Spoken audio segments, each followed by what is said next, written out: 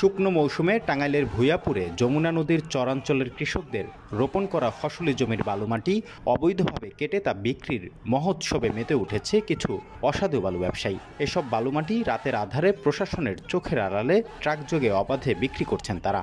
ফলে স্থানীয় কৃষকরা ব্যাপক ক্ষতিগ্রস্ত হচ্ছে।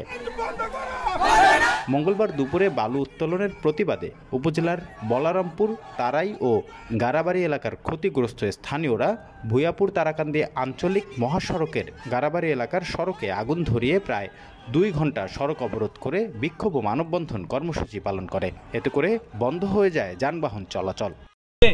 সেখানে আপনার বেগুন তুলছে কি করে নদীটা এখন যদি এই ভেঙে যায় থাকতাম করি আমরা আমার যার কোনো জায়গা নাই আঙ্গুর জমি মানে দখল করে কাটতেছে এটা আমরা জানি না কিছু আঙ্গুর জমিটা কাটতেছে তারা জমি আমরা বাধা দেই আমাদের উপরে তো চড়া হয় আমরা আসি আমাদের চড়া হয় বলতেছে যে তোমাদের এলাকার লোক আছে আজকে আমরা আসছি সব দেখলেন তো সব দেখছি আমরা কি করছি আর আমরা পদক্ষেপ নিব যদি এরা যদি তারা কোনো কিছু আঙ্গুর যদি এটা বন্ধ না করে এর থেকে বেশি আমরা চড়া হবো। তোমার নাম কি? আমার সিফাত।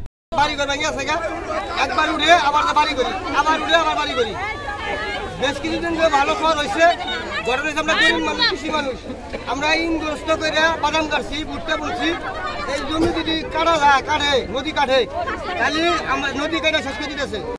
খবর পেয়ে উপজেলা সহকারী কমিশনার ভূমি ফাতিমা বিনতে আক্তার ঘটনাস্থলে গিয়ে বালু উত্তোলন বন্ধে বিক্ষোভকারীদের আশ্বাস দিলে তারা অবরোধ তুলে নেন এবং পরে যান চলাচল স্বাভাবিক হয়। ভুয়াপুরে আসলে মাটি কাটা এবং বালু তোলার যে বিষয়টা এটা আমরা শুরু থেকে দেখে আসতেছি এখানে এবং এই বিষয়ে কিন্তু আমাদের অভিযান অব্যাহত আছে। আমরা নিয়মিতভাবে মোবাইল কোর্ট করছি।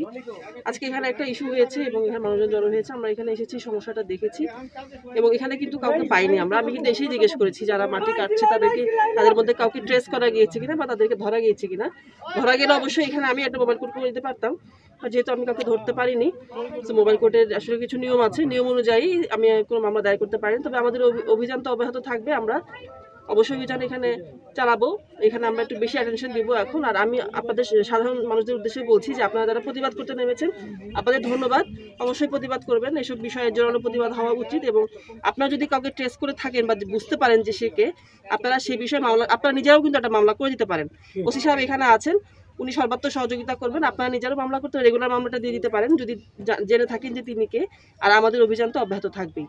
এর আগে সকালে স্থানীয় লোকজন তারাই স্কুল মাঠে সমবেত হন। পরে সেখান থেকে এলাকাবাসী গারাবাড়ি এলাকায় অবৈধ বালু ঘাটে গিয়ে বালু উত্তোলনের বেশ কয়েকটি ভেকু, একটি ড্রাম ট্রাক ও পাইপ ভাঙচুর করে বিক্ষোভকারীরা। পরে পাইপগুলো মহাসড়কে নিয়ে আগুন দিয়ে জ্বালিয়ে দেন তারা। এ ব্যাপারে ভূঁইয়াপুর থানার officer in charge AKM Rezaul Karim জানান, সড়ক অবরোধ করে বিক্ষোভের খবর পেয়ে ঘটনাস্থলে যাওয়ার পর বালুঘাট বন্ধে আশ্বাস দেওয়ার পর তারা অবরোধ তুলে নেন। বালু উত্তোলনে জড়িতদের বিষয়ে অভিযোগ দেওয়ার জন্য বলা হয়।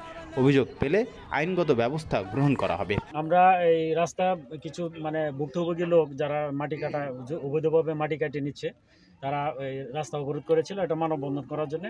তা আমরা খবর পেয়ে দ্রুত ঘটনাস্থলে আসি, তাদের সাথে কথা বলি, তাদের যে সমস্যাগুলো আমরা চিহ্নিত করি, তাদের সমস্যাগুলো সমাধানের চেষ্টা করি। আমরা তাদেরকে আশ্বস্ত করি যে আমরা তাদের যে দাবি দেওয়াগুলো আছে এগুলো আমরা পালন করার চেষ্টা করব।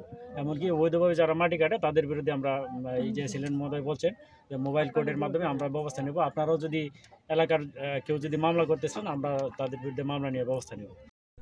এছাড়া ভূঁইয়াপুর তারাকান্দি আঞ্চলিক মহাসড়কের উপজেলার তারাই, কুঠিবয়রা, অর্জুনা, জগৎপুরা ও নলিন এলাকার বেশ কয়েকটি পয়েন্টে যমুনা নদীতে বাঁধ দিয়ে ও পানি উন্নয়ন বোর্ডের নিয়ম ভেঙে গাড়ি চলাচলের রাস্তা তৈরি করে চর কেটে বালু বিক্রি করছে এবং স্থানীয় প্রভাবশালীরা এসব বালুর ঘাট নিয়ন্ত্রণ করছে বলে এমন অভিযোগ দেন স্থানীয়রা।